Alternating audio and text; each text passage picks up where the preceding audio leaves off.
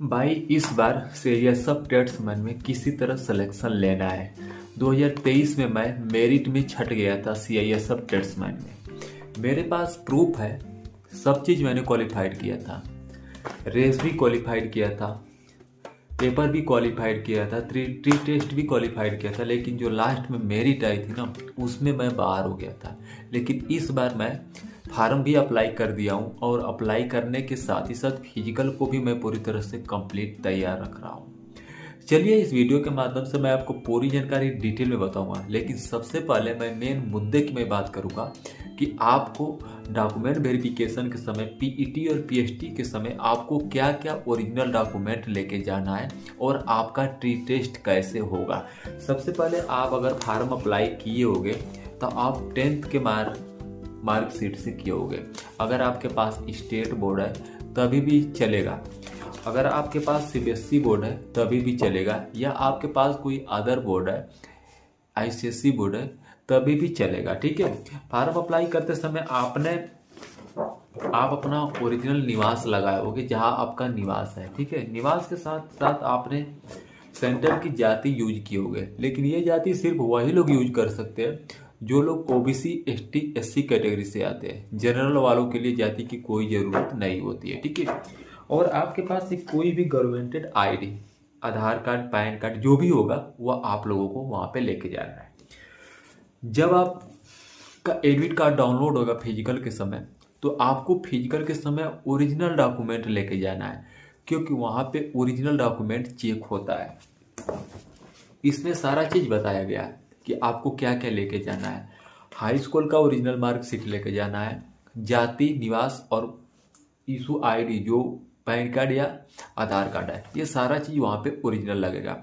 जब आप वहाँ ग्राउंड पे जाओगे तो सबसे पहले आपका हाइट वहाँ पे नापी जाएगी।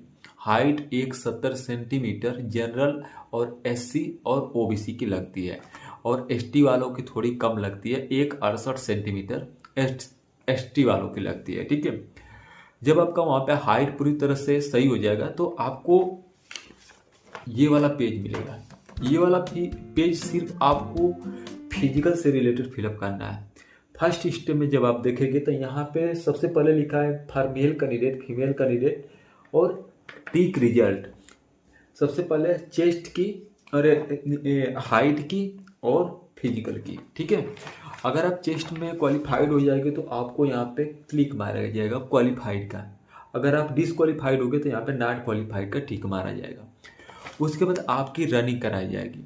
रनिंग आपको ग्राउंड में भी कराया जाएगा, या रोड पे आप लोगों को 800 मीटर जाना पड़ता है और वहाँ पे एक टोकन मिलेगा। टोकन को आपको लेके फिर से 800 मीटर आना है।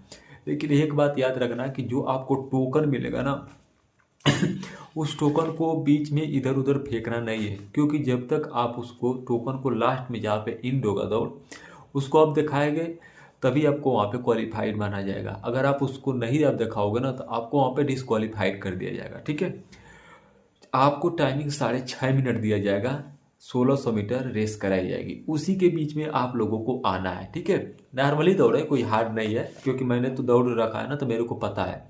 उसके बाद जब आप रेस को क्वालिफाइड कर लोगे तो जो कैंडिडेट क्वालिफाइड होगा रेस में उसको एक साइड बैठाया जाएगा, जो कैंडिडेट डिसक्वालीफाइड होगा उसको एक साइड में बैठाया जाएगा, और ये वाला प्रिंट दोनों लोगों को मिलेगा। उसके बाद जब आपने चेस्ट में और हाइट में जितनी आपकी हाइट है यहाँ पे पूरी हाइट लिखी जाएगी। उसके बाद क्वालिफाइड, आपका name, trade name, father's name, date of birth, left और राइट का थंब और आपकी जेंडर कौन सी है। उसके बाद जो नेक्स्ट पेज रहेगा ये रहेगा चेस्ट का, आपका नॉर्मल चेस्ट कितना है। 80 सेंटीमीटर वहाँ पे नॉर्मल चेस्ट चेक होता है, 5 सेंटीमीटर एक्सटेंशन फुलाव जरूरी है। ठीक है, तो ये सारी बात आप लोगों को मैंने यहाँ तक बता दिया।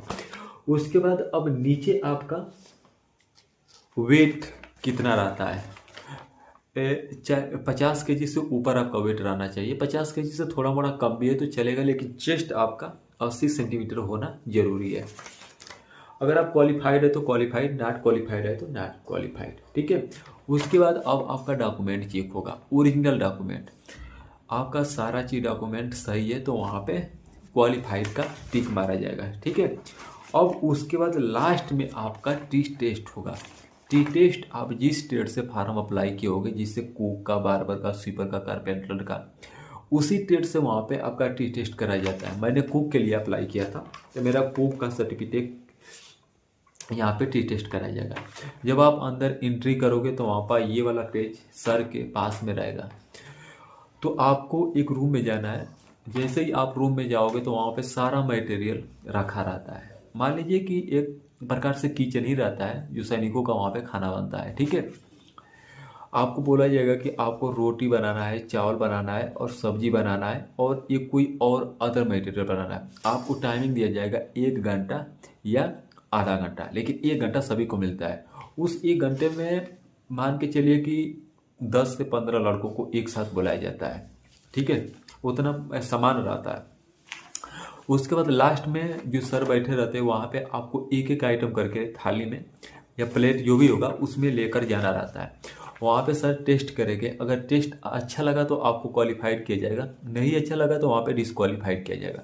फिर उसके बाद बोला जाता है कि ठीक है आप लोग अब बाहर चलिए। जब आप बाहर आएंगे तो वहाँ पे आधा घंटा 1 घंटा वेट करेंगे जब तक कि पूरा लड़कों का टी टेस्ट खत्म नहीं हो जाता है। ठीक है, लास्ट में क्या होगा कि रिजल्ट आएगा। रिजल्ट उसी दिन आएगा और आपको बताया जाएगा कि आप टी टेस्ट में क्वालिफाइड हो कि नॉट क्वालिफाइड हो। अगर क्वालिफाइड रहोगे तो आपको ये वाला स्लिप आपको घर के लिए दे दिया जाएगा। अगर आप नॉट क्वालिफाइड रहोगे तभी भी आपको ये वाला स्लिप मिलेगा, लेकिन आप किस में नॉट क्वालिफाइड हो उसमें टिक मार के दिया जाता है। जो मेरा है यानी सब चीज़ में मेरा क्वालिफाइड है। देख लीजिए ना कि आप लोग सोचेगे कि फर्जी बना रहा है, किसी का उठा रखा है। मेरा नाम संदीप है।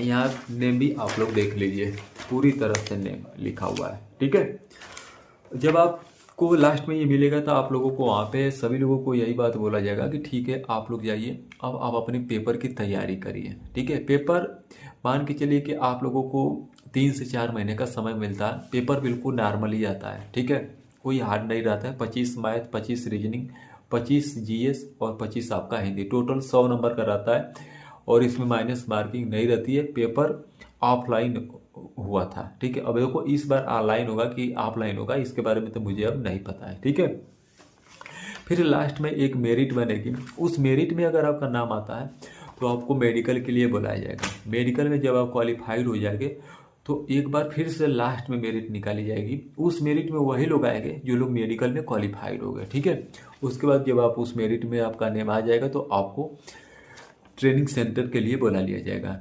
ट्रेनिंग आप लोगों को कहाँ पे कराएगा इसके बारे में तो उसी में लिखा रहेगा भारत सेवा स्वार्थ में कि आपका ट्रेनिंग सेंटर कहाँ पे है। तो दोस्तों यही रही CISF ट्रेड्समैन की पूरी जानकारी।